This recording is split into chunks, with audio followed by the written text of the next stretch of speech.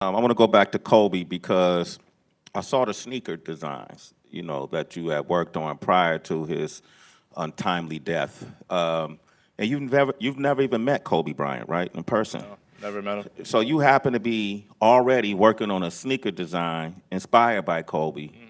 Put it aside, right? And he passed, and then Nike, you guys, how did it work out? Yeah, it was actually wild.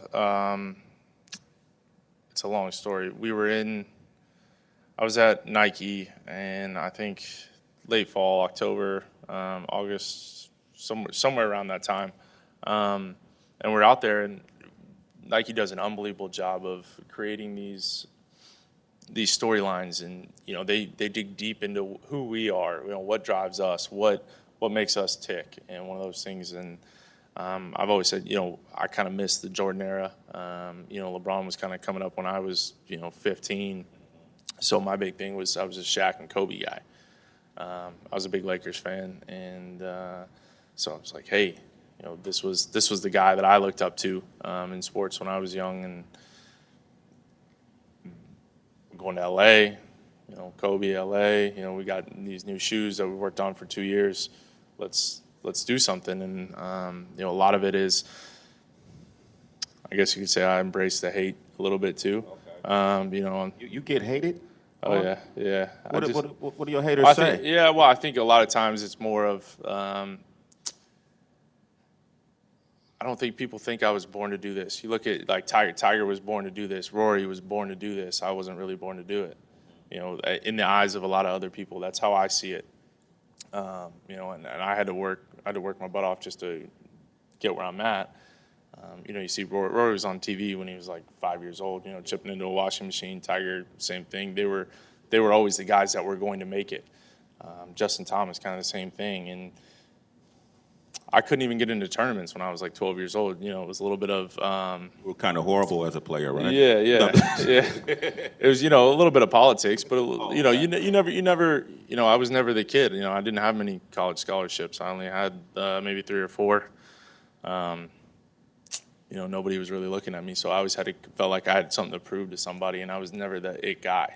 So you got to keep working on it, but. As far as the shoes go, that was kind of one of the things I wanted to, pay my respects, show these people who kind of made me the way I am, show them, some respect, and it was interesting, man. And then all of a sudden, we're in Dubai, and I was literally about to drop my girlfriend off at the airport, and so we're walking downstairs, and we wake up, and I think it was like 12:30 in the morning, and my phone just keeps buzzing, and I'm like, what's going on? Like, everybody knows I'm over here, don't bug me at night. And my mom, I didn't even look at the phone, and my mom had texted my girlfriend, and it was like, Kobe died. And it was one of those like surreal moments. I'm like, no, not true. And then you start sitting there and you read all these articles, and I mean, I was blown away. It was something I didn't even think was real. I never met the guy, but I was crying in my hotel room. Just the impact that he had on me. I look at it, through the injuries, idolizing him when I was a kid, all these different things, and now he's gone, and I'm like, so I texted one of my guys from Nike, Brad. And I was like, dude, we have to do something. Like, I'm going to LA in 2 weeks. I have to do something. And he's like, dude, did you forget about the shoes?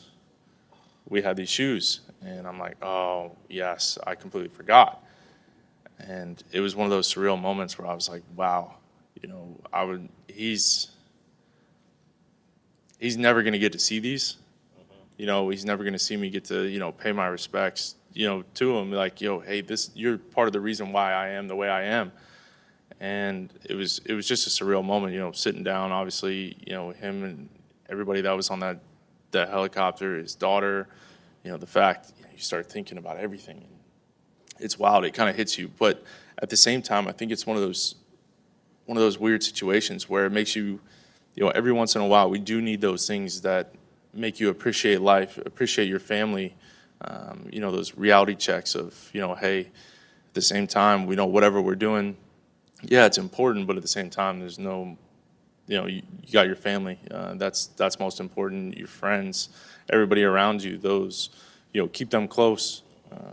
And we need those reality checks every once in a while. Not with somebody a death or anything like that. That's obviously terrible, but it's one of those things where it brings everybody a little bit closer.